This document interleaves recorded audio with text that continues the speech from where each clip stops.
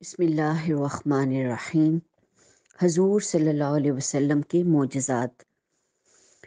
جب پیغمبروں نے اپنی قوموں کو خدا کا پیغام پہنچایا تو عموماً لوگوں نے مطالبہ کیا کہ اگر آپ واقعی خدا کے بھیجے ہوئے ہیں تو آپ کے ہاتھوں کوئی ایسا واقعہ ظہور میں آنا چاہیے جو قوانین فطرت کی عام روش سے ہٹا ہوا ہو اور جس سے صاف نظر آ رہا ہو کہ خدا نے آپ کی صداقت ثابت کرنے کے لیے یہ واقعہ بطور نشانی صادر کیا ہے۔ چنانچہ انبیاء خدا کے حکم سے وہ نشانیاں دکھاتے رہے جنہیں قرآن کی اصطلاح میں آیات کہا جاتا ہے، اور عام طور پر ان کے لیے لفظ معجزات استعمال ہوتا ہے۔ معجزہ وہ خارق عادت بات ہے جس کو اللہ تعالیٰ کسی نبی کے ہاتھ پر ظاہر کرتا ہے اور دوسرے وہ کام کرنے سے عاجز ہوتے ہیں۔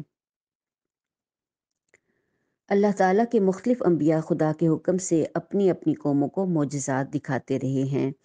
مثلاً حضرت موسیٰ علیہ السلام کی لاٹھی سانپ بن گئی تھی، پھر جب اس لاٹھی کو سمندر پر مارا گیا تو سمندر میں راستہ پیدا ہو گیا۔ آپ کا ہاتھ سورج کی طرح روشن ہو جاتا تھا۔ آپ کے لیے چٹان میں سے 12 چشمے پھوٹ نکلے اور اللہ تعالیٰ نے آپ کی قوم کو من و سلوہ کی غذا بہم پہنچائی۔ حضرت سلیمان علیہ السلام کو پرندوں کی بولیاں آتی تھیں اور جنوں کو آپ کے لیے مسخر کر دیا گیا تھا۔ حضرت عیسیٰ علیہ السلام بن باپ کے پیدا ہوئے تھے۔ آپ نے گہوارے میں لوگوں سے بات کی تھی اور آپ مردوں کو زندہ کر دیتے تھے۔ حضرت یونس علیہ السلام مچھلی کے پیٹ میں زندہ رہے تھے۔ حضرت ابراہیم علیہ السلام پر آگ کچھ اثر نہ کر سکی تھی، وغیرہ۔ ایسے ہی جب جناب رسول خدا صلی اللہ علیہ وسلم تشریف لائے تو لوگوں نے معجزے کا مطالبہ کیا، مگر آپ کو حسی معجزہ دیے جانے کے بجائے عقلی معجزہ عطا فرما دیا گیا، اور وہ قرآن پاک تھا۔ سورہ طٰہٰ آیت نمبر 123 میں اللہ تعالیٰ نے فرمایا ہے، اور کفار کہتے ہیں کہ یہ شخص یعنی حضور صلی اللہ علیہ وسلم اپنے رب کی طرف سے ہمارے پاس کوئی نشانی یعنی حضور صلی اللہ علیہ وسلم کیوں نہیں لایا؟ کیا ان کے پاس اگلے صحیفوں کی تمام تعلیمات کا بیان واضح نہیں آ گیا؟ یعنی کیا یہ کوئی کم معجزہ ہے کہ انہی لوگوں میں سے ایک امی شخص نے وہ کتاب پیش کی ہے جس میں شروع سے اب تک آسمانی کتابوں کے مضامین اور تعلیمات کا عطر نکال کر رکھ دیا گیا ہے۔ انسان کی ہدایت و رہنمائی کے لیے ان کتابوں میں جو کچھ تھا وہ سب نہ صرف یہ کہ اس کتاب میں جمع کر دیا گیا ہے، بلکہ اس کو ایسا کھول کر واضح کر دیا گیا ہے کہ صحرا نشین بدو تک اس کو سمجھ کر فائدہ اٹھا سکتے ہیں۔ تفہیم القرآن۔ ایسی ہی سورۃ العنکبوت آیات 50 اور 51 میں ارشاد فرمایا گیا ہے، یہ لوگ کہتے ہیں کہ کیوں نہ اتاری گئیں اس شخص یعنی حضور صلی اللہ علیہ وسلم پر نشانیاں یعنی معجزات، اور اس کے رب کی طرف سے اے نبی صلی اللہ علیہ وسلم کہہ دیجئے کہ نشانیاں تو اللہ کے پاس ہیں اور میں صرف خبردار کرنے والا ہوں کھول کھول کر۔ اور کیا ان لوگوں کے لیے یہ نشانی کافی نہیں ہے کہ ہم نے تم پر کتاب نازل کی جو انہیں پڑھ کر سنائی جاتی ہے؟ بے شک اس میں رحمت ہے اور نصیحت ہے ان لوگوں کے لیے جو ایمان لائے ہیں۔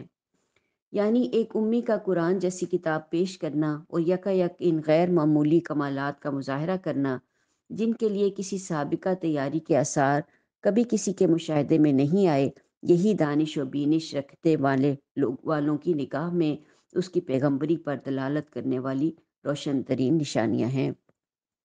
تفہیم القرآن۔ مراد یہ ہے کہ حضور صلی اللہ علیہ وسلم امی تھے، پڑھنا لکھنا نہیں سیکھا تھا۔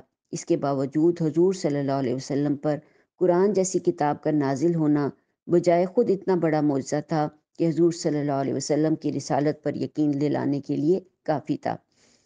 معجزے کے بارے میں چند اہم باتیں ذہن نشین رہنی چاہیے ہیں۔ ایک یہ کہ معجزہ صرف اللہ کے حکم سے دکھایا جاتا ہے، کوئی نبی بذات خود معجزہ دکھانے کی طاقت نہیں رکھتا۔ دوسرے یہ کہ جن لوگوں نے ایمان نہیں لانا وہ معجزے دیکھ کر بھی نہیں لاتے اور معجزوں کو جادو قرار دے دیتے ہیں۔ سورہ انعام آیت نمبر 9 میں فرمایا گیا ہے، یہ لوگ کڑی کڑی قسمیں کھا کھا کر کہتے ہیں کہ اگر کوئی نشانی ہمارے پاس آ جائے تو ہم اس پر ایمان لے آئیں گے۔ اے نبی صلی اللہ علیہ وسلم ان سے کہہ دیجئے کہ نشانیاں تو اللہ کے پاس ہیں، اور اے مسلمانوں تمہیں کیسے سمجھایا جائے کہ اگر نشانیاں آ بھی جائیں تو یہ لوگ ایمان لانے والے نہیں ہیں۔ بات یہ تھی کہ مسلمانوں کی تمنا یہ تھی کہ کوئی ایسا معجزہ دکھا دیا جائے جس سے ان کے گمراہ بھائی راہ راست پر آ جائیں۔ لہٰذا اس آیت کے آخر میں ان کی اسی تمنا اور خواہش کے جواب میں ارشاد فرمایا گیا ہے کہ آخر تمہیں کس طرح سمجھایا جائے کہ ان لوگوں کا ایمان لانا کسی معجزے کے ظہور پر منحصر نہیں ہے۔ یہ وہ لوگ ہیں کہ معجزہ دیکھ کر بھی ایمان نہیں لائیں گے۔ یہ بیانات واضح کر رہے ہیں کہ پیارے نبی صلی اللہ علیہ وسلم کا اصل معجزہ قرآن پاک تھا۔ تاہم کلام پاک اور حدیث کے مطالعے سے پتہ چلتا ہے کہ حضور صلی اللہ علیہ وسلم کی زندگی میں ایسے واقعات کا صدور ہوتا رہا جو عادت کے خلاف تھے اور عام لوگوں کے بس سے باہر تھے۔